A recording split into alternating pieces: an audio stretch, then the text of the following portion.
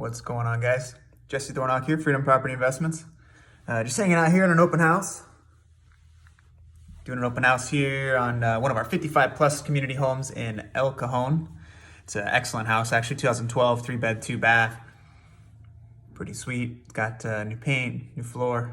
But anyways, that's not the point of this video. But hey, 55 plus buyers, hit me up because we got this excellent house, $85,000. Can't live in San Diego County for cheaper than that, so especially in a good quality house. So certainly hit me up. But anyways, hey, just want to get on here and talk real fast about your due diligence. Make sure you are doing your due diligence when you are buying a home. So we had a situation late Thursday night. We're supposed to close on a house yesterday, Friday, with a partner up in Northern California. And late Thursday night, we finally got the tax clearance back, and it showed that the sellers owed $5,500 in taxes, which is a lot of money. Yes, that is absolutely a lot of money, especially here in California when the margins are small. Property is really expensive. So we got the tax clearances back on the mobile home. It was like $5,330 or something, so around $5,500 with all the BS. In back taxes, they hadn't paid taxes since 2012. So we were about to close on Friday when we had to stop everything, say, hey, whoa, what do we need to do here? How are we going to remedy this? The easiest path is for us to pay the taxes instead of trying to get them to pay them and then wait and this and that. So what we decided to do is reduce the purchase price of the home. So we're going to purchase the home for $65,000. What we decided to do was reduce the $5,330 that they owed off of that down to $5,900 and some change, and go ahead and proceed like that. So that's what we decided to do, but we had to rewrite some of the paperwork and things like that. So we ended up not closing, which is totally fine. Not closing to save yourself $5,500 is excellent. So we had to redo some of the paperwork. No big deal. We needed to fix a few things that were going wrong. So the other part of the story is that there was an agent involved in this house that was listing it. The listing's expired, but to the seller's knowledge and apparently to the agent, because they're coming around again, they still have claim to that house. Well, they believe they do. So we're trying to work that out as well. So that's tip number 2 in this video. Get bonus tips here.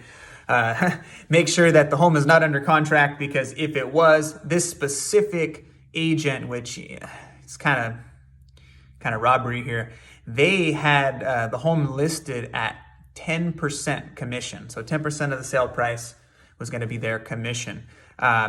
Now, I mean, it's not their fault. It's the seller's fault because the seller agreed to that and signed the paper. However, it's a little bit unethical to try to charge that much to sell a house. Just my opinion.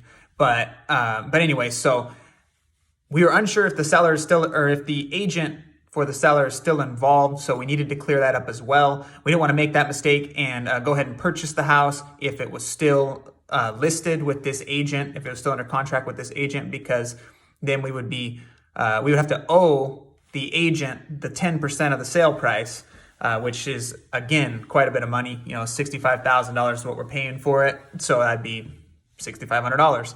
And that's killer. So, those are a couple of quick lessons. So, I mean, I guess I should say that those 2 lessons saved us, $11,000.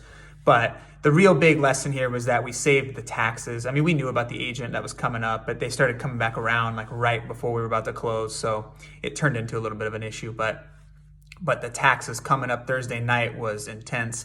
Finding that out, that was not very good, but it allowed us enough time to pause everything, stop the sale. Hey, you know what? We'll go ahead and just figure all this stuff out, and we can go ahead and close on Monday. So we have done that. We've redone all the paperwork. We've got it signed, and we're going to be clear to close on Monday. So that's good. Saved us a lot of money, saved us a lot of headache, a lot of chasing. Obviously we would have tried to go back and collect the tax money from them, but once they sign on the dotted line, it's out of their hands now. So definitely, especially on mobile homes, make sure you are doing your tax clearances. Make sure you know how much they've paid. There's a lot of expenses that go into living in a mobile home that can add up, especially for people on a fixed income. So seeing back taxes is very common. You got your taxes, which they're really not that much. This home, because it was up by Palo Alto, it's the taxes are like $800 a year, which is insane. Usually mobile home tax is about $100 a year, but up there it's $800 a year. So that was, since it's been 2012, it's quite a bit of money. And so that can add up, because so people typically, they have their space rent and they got to pay their taxes, and then they have to pay their mortgage if they have a mortgage, utilities and stuff. And if you're on a fixed income and the taxes keep going up, but your income's not, you can fall behind on that stuff. And we see it often. We just bought a home a couple months ago that people were behind since 2010. However, since it was down here in Southern California, it was really nice to be able to just pay it off. It was $800. We just reduced that from the purchase price and just paid it off, and it was no big deal. But hey, make sure you're on that $800. I'm glad we caught that one as well. So anyways, do your due diligence. Make sure you are making sure that you're making sure. Hey, it's that important, right? Make sure that you are aware of all the fees and everything that is involved when you are buying the house, because it will come back and bite you. Somebody has to pay it. I guarantee your new buyer is not going to pay it. It's going to end up on you, and that's just going to come straight out of your profit. All right, that's it for me. Appreciate it. Thanks for watching. Like, comment, let me know what you think, and we'll see you next time.